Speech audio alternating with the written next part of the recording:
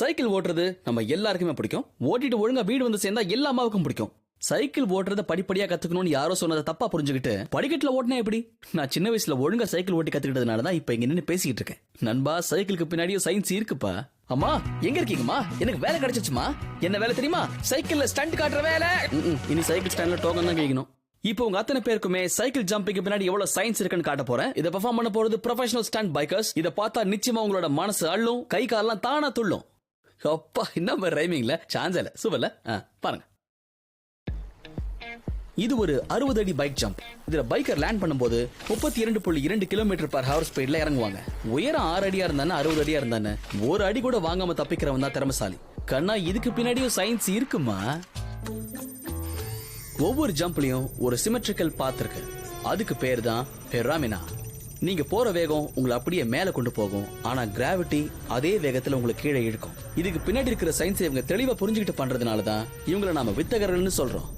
வந்த வேகத்திலே சைக்கிள் காத்துல பறக்கிறதுக்கு இந்த மேடுகள் 45 டிகிரிஸ்ல செய்யப்பட்டிருக்கும். இதுல ஒரு முக்கியமான சயின்ஸ் இருக்கு. இந்த ரேம்பை நீங்க ஹிட் பண்ணும் போதே கொஞ்சம் ஸ்பீடு இன்க்ரீஸ் பண்ணிக்கணும். ஸ்பீடு மட்டும்தான் விஷயம் தப்பா புரிஞ்சுட்டவங்களுக்கு என்ன ஆகும்? மேடம், சைக்கிளை விட்டு எங்க போறீங்க மேடம்? ஓ, அர்ஜென்ட்டா குளிக்க போனீங்களா? நீங்க எங்கேயோ முக்கியமா வெளியே போறீங்கன்னு நினைச்சேன். பைக் ஜம்பையும் சோமர்சால்ட்டையும் மிக்ஸ் பண்ணீங்க பாருங்க. இது நிச்சயமா யாருமே எதிர்பார்க்காத ட்விஸ்ட் தான். ஆஹா, உங்க பேர் பாடிக்கும் நீங்க ஓட்டுற ஸ்டைலும் பார்க்க பிரமாதமா இருக்கு. சந்தோஷம். இதுக்கு நீங்க சைக்கிளுக்கு வெறும் போஸ் மட்டும் கொடுத்துருக்கலாமே. ஒரு ட்ரெயின்ட் பைக் ஜம்பர் லேண்ட் பண்றது எவ்வளவு தூரம் இருக்குன்னு கரெக்டா ஜட்ஜ் பண்ணுவாரு. அப்பேற்பட்ட ஜம்பருக்கு ஏகப்பட்ட அனுபவம் இருந்தா கூட ஒவ்வொரு ஜம்ப்லயும் அவங்க மனசுல ஒரு சின்ன பதட்டம் இருக்கும். சரியா பேலன்ஸ் பண்ணாம விட்டோம்னா லேண்டிங் கன்ஃபார்மா காமெடி தான். காமெடினா சாதாரண காமெடி இல்லைங்க, ஊரே கை கொட்டி சிரிக்கும். இவர் வந்த வேகம் கரெக்டா இருந்தாலும் லேண்டிங் டிஸ்டன்ஸை தப்பா கணக்கு போட்டாரு. அட என்னப்பா, இதை ஒழுங்கா பிராக்டிஸ் பண்ணிருந்தா ஊர் உன்னை பார்த்து இப்படியா சிரிச்சிருக்கும், பெருமைப்பட்டிருக்கும். சோ ஃப்ரெண்ட்ஸ், ஜம்ப் பண்றதுல முக்கியமான கடைசி விஷயம் லேண்டிங்.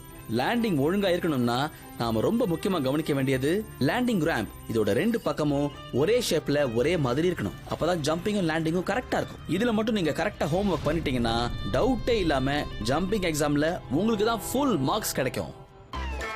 வாங்க, இவர் நம்ம எல்லாருக்கும் எப்படி குதிக்க கூடாதுன்னு கத்து தருவாரு. ஆனா இவர் செய்ய போற வித்தை நமக்கு பாடம்னு இவருக்கே கடைசியில தான் தெரியும். இதோ கிளம்பிட்டாரு சாரு. இவர் வர வேகத்தை மட்டும் பாருங்க. இதோ பிராக்டிஸ் இல்லாமல் குதித்து பல்லை கழட்டி கொள்வது எப்படி அப்படிங்கிற பாடத்தை நம்ம கூட சேர்ந்து இவரு கத்துக்கிட்டாரு. நாம பார்த்து கத்துக்கிட்டோம். சார் முட்டியை பேத்து கத்துக்கிட்டாரு. என்கிட்டயும் சைக்கிள் இருக்கு, கேட் திறந்திருக்கு, படிக்கேட் ஓபனா இருக்குன்னு குதிச்சா நீங்க பிரச்சனை தப்பிச்சதா அர்த்தம் இல்ல, அடுத்த பிரச்சனை குதிச்சிட்டீங்கன்னு அர்த்தம். எனக்கு என்னவோ சாரை பார்த்தா ட்ரைனிங் கொடுக்க வந்த மாதிரி தெரியல. ஏதோ சின்ன பையன்கிட்ட சைக்கிள் ரவுண்ட் ஓட்டன்னு வாங்கிட்டு வந்து இங்க பார்க் பண்ண மாதிரி தெரியுது.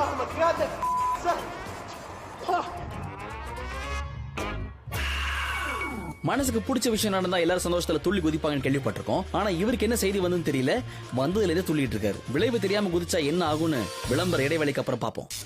சாரிப்பா, சட்டை போடாம வித்த காட்டுறவங்களுக்கு விளம்பரம் இல்லையா? அதை பத்தி உனக்கு என்ன பிரச்சனை? ஒரு வேலை இருக்கு, கல்யாணம் நிச்சயம் ஆயிடுச்சு போல இருக்கு, அதுக்காக தான். ஆமா, கல்யாணத்தை பத்தி முழுசா தெரியாதவங்க ஆரம்பத்தில் இப்படி குதிக்கிறது இயற்கை தானே.